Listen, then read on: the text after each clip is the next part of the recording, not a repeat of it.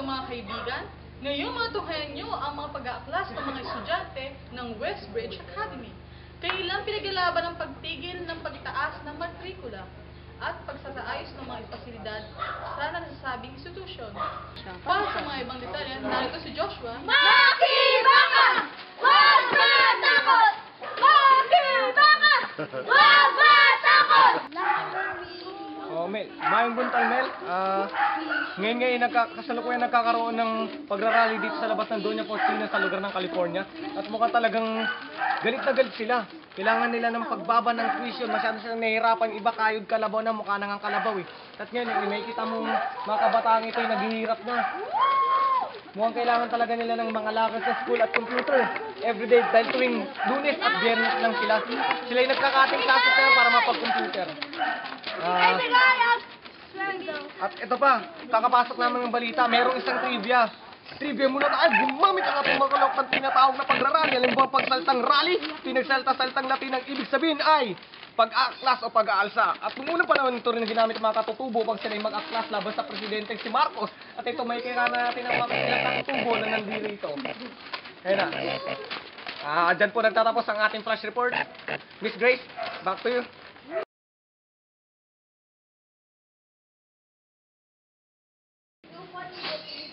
Mga kaibigan, today we will be having our interview with Ma'am Pau regarding those issues against the school, against the Westbridge Academy. Okay? Good morning, Miss Pau. Yes, good morning, Mr. Joshua. Can I ask several questions regarding those issues that embarrass the school, right? The first question is this. Is it true that the tuition fee in the Westbridge Academy is so high? So, binis namin yung pag-increase ng tuition fee regarding sa mga gastusin sa school. So, merong basis kung bakit nagtaas yung tuition fee. Miss Pau, thank you for that very detailed answer. Before I proceed, I just want to greet my beloved Giselle. Hi, love. I miss you. This is crazy. Okay, let's go. I go to the next question, Miss Pau. This is just a very simple question.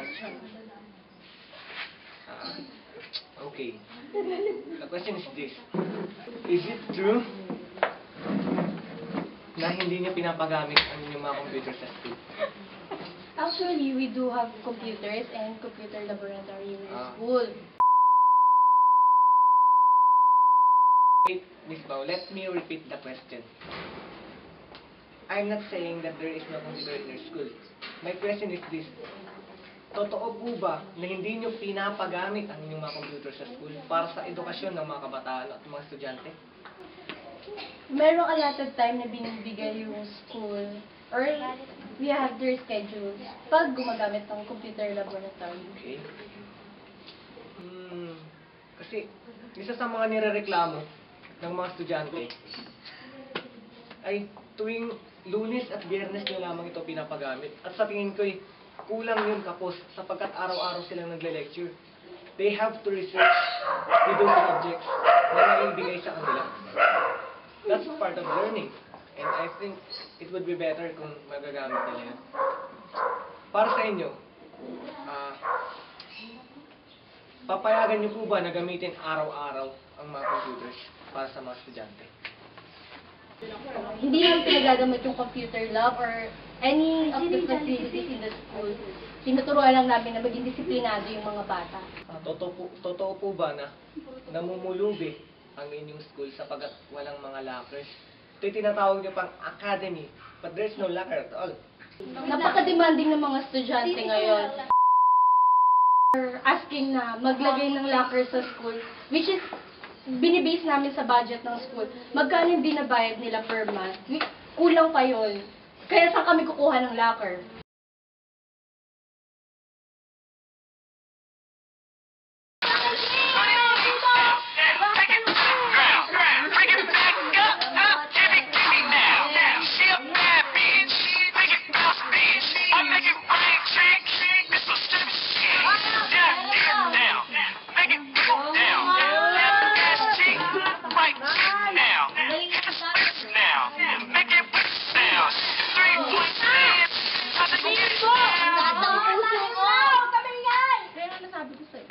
pink.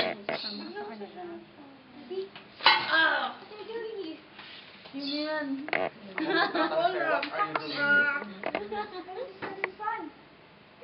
Come here. Daddy! Come here. Hey! Huwag mo akong kunin yan! Come here. Daddy! What do you think you are doing? I'm just having fun. What fun are you talking about? Are you fool? Daddy, please! Huwag mo na akong pakialaman! Buhay ko to! Buhay mo yan. Ako nagpapakain sa'yo. I am the one who's supporting you. So what? Wala akong pakialam! Ganyan ka ba sa akin? Tuloy mo! Dahil sa ginawa mo, you will be banned for 3 years. Hindi ka pwedeng lumabas, hindi ka pwedeng may pagkaibigan, hindi ka pwedeng mag-text. Wala, doon ka lang sa kwarto mo. Anong gagawin mo sa akin doon? Bubulukin mo ako? Oo, dahil yan ang kagagawan mo. Para sa'yo dapat ka matuto. Napaka-selfish mo!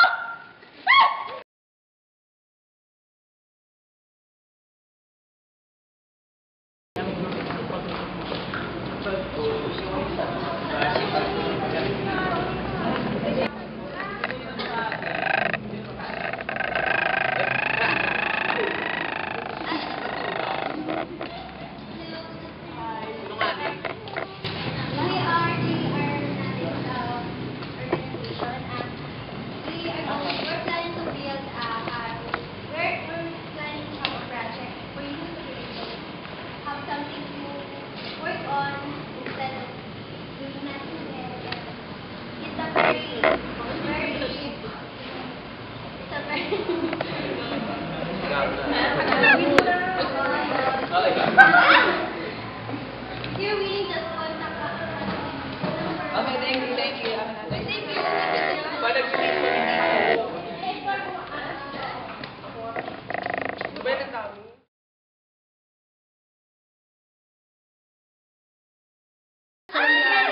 Mas kamukha niya. Tagal naman. Alam niyo may paboritong pagkain, sir? Ano? Sir? Ano yung nakaraang paboritong number niya? Malas na Pati ng- 20! Ay, favorite ano? Ano? Kulay. Kulay? Blue! Ay, gold! Gold! Ano na accident sa akin, pero okay lang. Okay na. Gano'n ba yung sir? Ano kayo nila? Game. Tahimik mo nga. Ang sama ko na.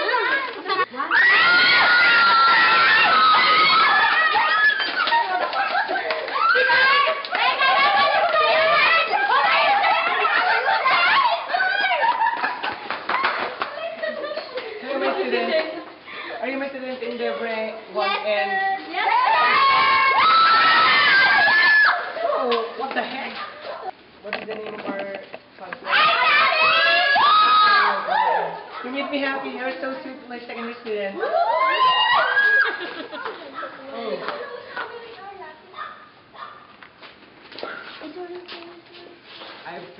I feel so inspired. Especially with that girl. Cameraman, will you focus the camera on that black? The girl in black. She is most lovable student.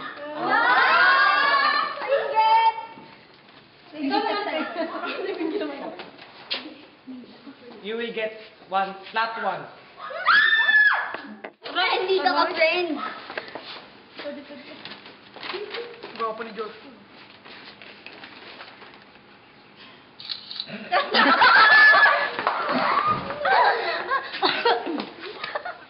Knock! Who's there?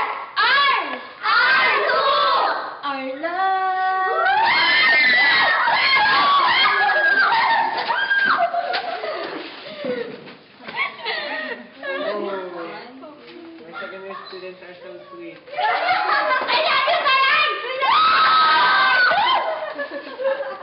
Nagkalat kayo. Do you want some speech? Go, sir! Go!